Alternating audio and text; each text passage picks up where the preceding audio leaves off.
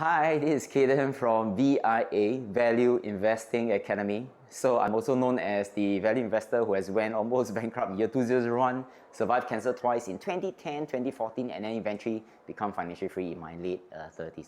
So you have heard my story in the previous video. And let's continue from what we had left off.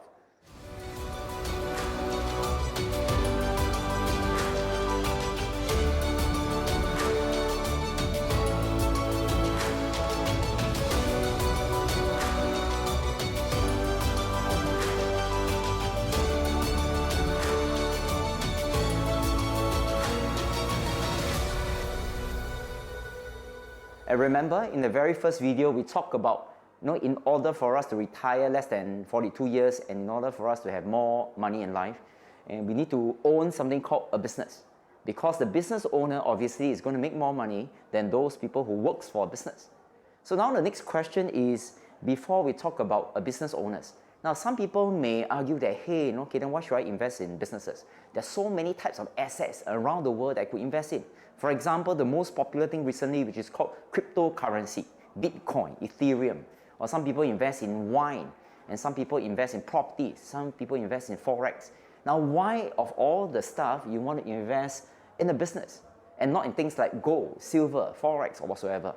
Now, before I jump into the part of why business, let me explain to you what are the two types of assets that we need to recognize.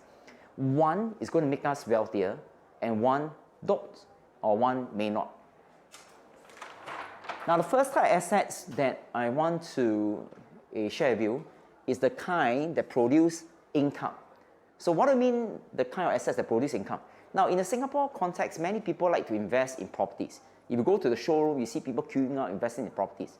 So why do you want to invest in properties? Because in the long run, there may be capital gain or capital appreciation of the properties that they invested in. Or the second one, while waiting for the capital appreciation to come, they will collect this thing called the rental income.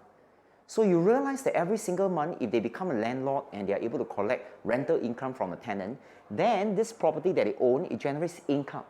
So in other words, this kind of assets, we call them income generating assets.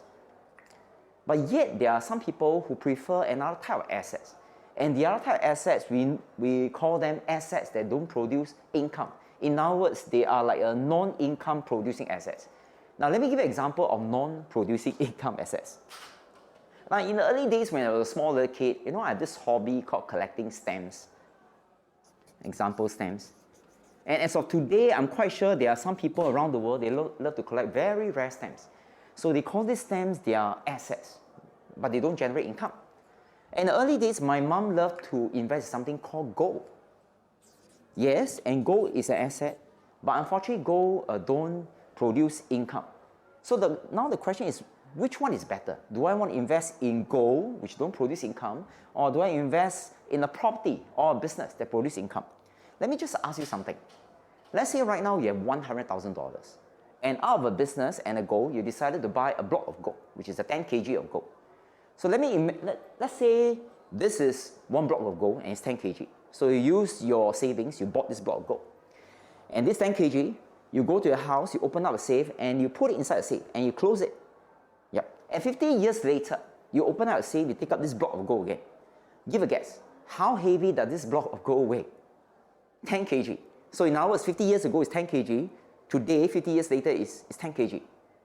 So my question to you is this. 50 years ago and today, did this gold give you any income? Now the answer is no. Then the question is, then why do people invest in gold then? Because those people who invest in gold or stamp or wine or silver or whatever or Forex, they have this hope that maybe in years to come, which is 50 years later, the price of the gold may go up, may capital gain or may capital appreciate. So that 50 years later, they can sell away this block of gold and then make money of it. But the important question is, how do you know whether the gold price will rise or fall? Do you realize that you only know 50 years down the road? So in other words, you will not know 50 years ago, but you only know 50 years later.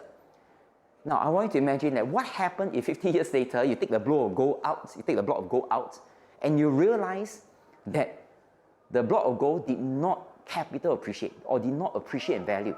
So in other words, you have wasted 50 years of your life away. And even if you capital appreciate, maybe the margin is so small that you don't really get money out of it. Now, on the other hand, let me put this block of gold away. What happens if you take the same amount of money, which is $100,000, and let's say you open a coffee shop. And every single month you go to the coffee shop is well run, and you can collect income from it, whether from selling the drink, selling the food, or whatsoever, or the rental.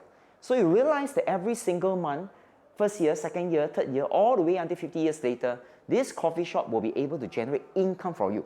And if you put a team in place, in fact, you will generate one type of income called the passive income.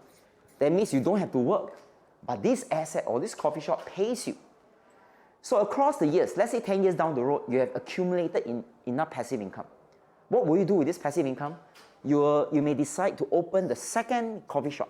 That means you buy even more assets. And then you buy a third coffee shop, the fourth coffee shop, and the fifth coffee shop. And you realize that throughout the 50 years, your one coffee shop may become many coffee shops or a chain of coffee shops. Now, on the other hand, if you buy just a block of gold, there's nothing you can do out of gold. Gold don't give you income. You cannot buy a second block of gold and third block of gold, and so on. So how can we all work less than 42 years? Or in fact, we can retire much earlier. Very easy. Remember, there are two types of assets. One asset that produces passive income, and another type of assets that don't. So once you're able to accumulate enough passive income across the years, and this passive income far supersedes the expenses that you incur, whether from your car, your house, your children, or whatsoever, then we will become financially free. So of course, when we become financially free, we can still choose to work, but we work because we choose to, not because we have to. So in the next subsequent video, what we're going to show you is we're going to show you one type of assets that you're going to own. And what you need to do is you just need to spend a small sum of money every single month setting aside to buy these assets. And whatever income that you're going to generate in the next 1 year is going to far supersede whatever your peers is going to generate in the next 8 years in total. So I want you to watch out for my next email where I'm going to share with you the link of the video on how you can generate this sort of passive income. And that is the video that I'm going to share with you in the next email. So with that, Kayden from VIA Value Investing Academy, and I shall see you in my next video. Goodbye.